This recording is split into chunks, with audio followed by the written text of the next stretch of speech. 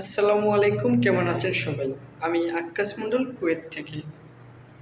যারা পিসাইড কোম্পানিতে দীর্ঘ অনেক দিন হলো পাসপোর্ট জমা দিয়েছেন, ইনশাল্লাহ আপনারা আর কিছুদিন অপেক্ষা থাকেন, আপনাদের সোন কপি বের হবে।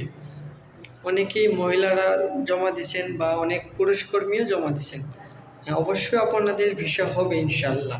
আর কিছুদিন ধৈর্য ধরেন, কারণ এই কোম্পানিটা অনেক পুরাতন কোম্পানি এবং এখানে অনেক পুরাতন লোক আছে যারা নতুন আসছে। অনেকেই ডিউটি পেয়েছে, হসপিটালে ডিউটি দিচ্ছে 8 ঘন্টা, এবং অনেকেই 8 ঘন্টা পর যদি তাদের পরিচিত বা কেউ থাকে তাদের মাধ্যমে অনেকেই ওভার টাইমও করে বাইরে।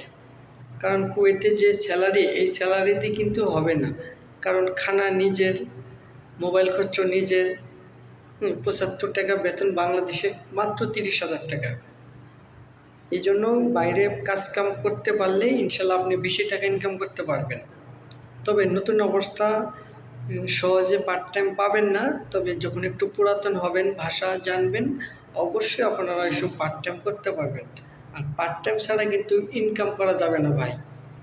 তো অবশ্যই যারা আসবেন, যার মাধ্যমে আসবেন, অবশ্যই ভেবে চিন্তা করে আসবেন। আর আপনাদের আসতে খরচ হতে পারে 7 লাখ পর্যন্ত খরচ হতে পারে, বা এর উপরেও হতে পারে বা নিচেও হতে পারে। তবে আপনারা যে যার মাধ্যমে জমা দিয়েছেন তাদের সাথে ভালোভাবে বুঝে শুনে আসার চেষ্টা করবেন। কোম্পানিটা পুরাতন কোম্পানি, মোটামুটি ভালোই আছে ইনশাল্লাহ।